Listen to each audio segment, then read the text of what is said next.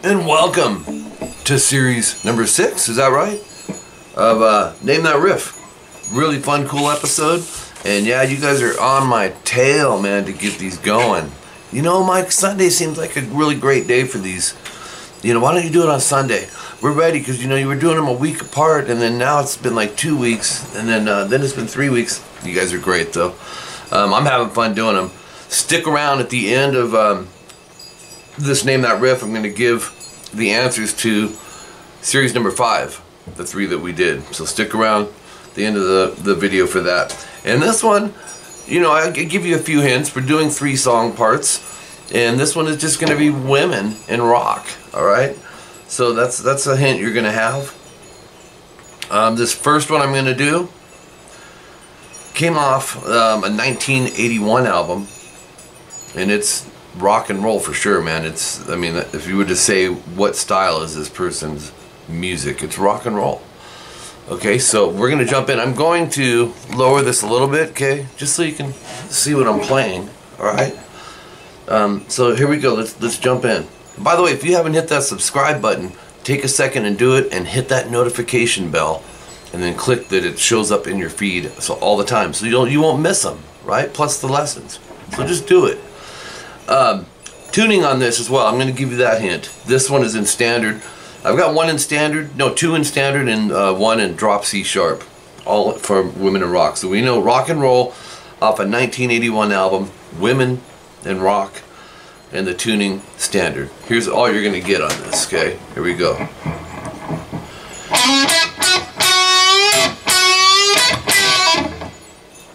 You're like, I've heard that.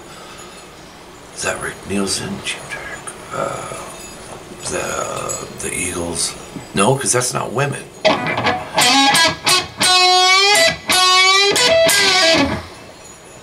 Do it a little slower.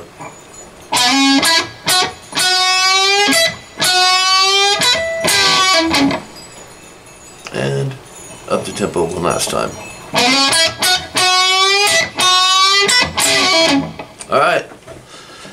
So, definitely tell me what you think that is. That's our first one. I'm going to mix up the order. We're starting here. This is 1. This will be number 2. This will be number 3. I got a reason for that, and it's because the tuning, so I don't have to switch guitars yet. Okay, this next one. This is also considered rock and roll. That's a few years earlier. So if you're a younger subscriber, you may not know this. Actually, you may know it, because that's how music works, man. You know, you got the dad rock. But that's what I grew up, you know, playing. And the younger people are grabbing onto that. I mean, look at what's going on with the Motley Crue thing. I mean, come on. So this came out in 1976. It's standard tuning, obviously, because I've got the same guitar. Women in rock. And, yeah, that's all you get on this one. All right, so let's jump in. Here we go. Here's all you're going to get.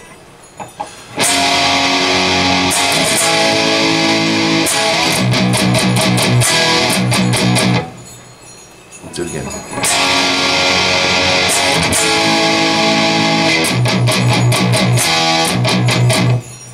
A little slower.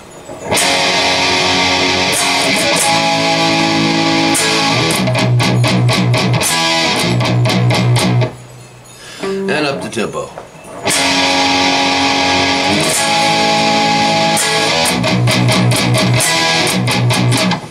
Okay, 1976. The year of the album release. It's rock and roll, as you can hear, right? And yeah, great song. That's all we're gonna say about that. Our tuning is standard. And then for the last one, we're gonna switch it up. We're gonna switch up the tuning. All right, it's still women in rock, but this one came off an album release of 2007. Okay, so it's quite more recent, you know.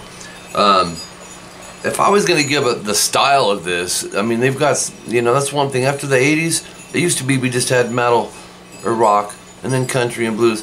And then the 90s came, we had alternative rock, and then I started seeing like all these strange labels, you know, new metal, and then yeah, pop punk, and then thrash and emo. It's just like, I can't keep track of them anymore, man.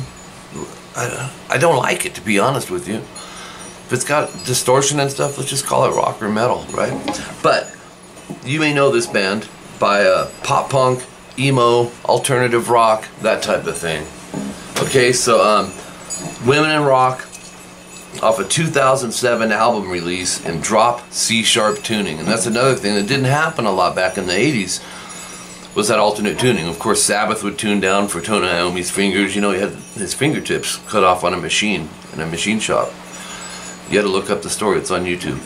And he thought he couldn't play anymore, man, and he made fingertips, and he can't really feel them. But he learned how to play, and he tuned his guitar down so the strings were more slinky. Pretty brilliant, huh? Godfather of heavy metal, Tony Iommi. Alright, so I'd be surprised if a lot of you get all three of these. It's just, I have a theory as to why. But here's what you're gonna get.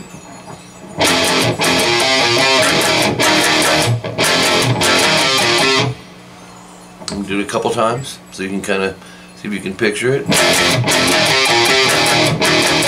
Hold on, I want to make sure my knobs are up right here. Yeah, we're good.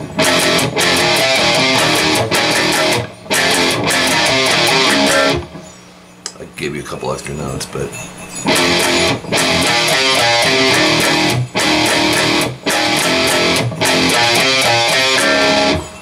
and up the tempo.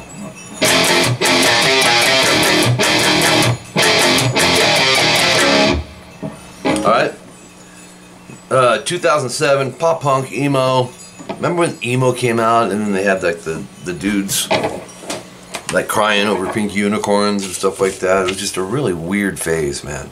And my kids, you know, they were in elementary school back then and junior high, and just, it's a very funny phase. But you know, looking back, you 80s cats, you know, I'm sure you showed your kids your pictures back in the day with the, what do they call them, parachute pants? Because we had to look like, you know, Iron Maiden and Scorpions have them tight.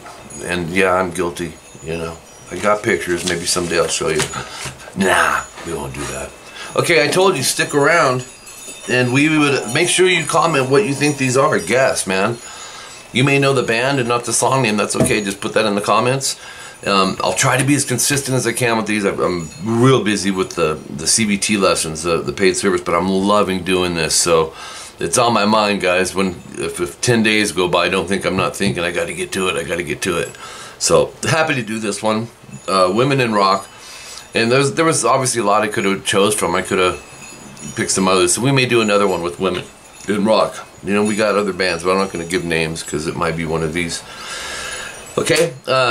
So, our last series was Series 5, and the number one on there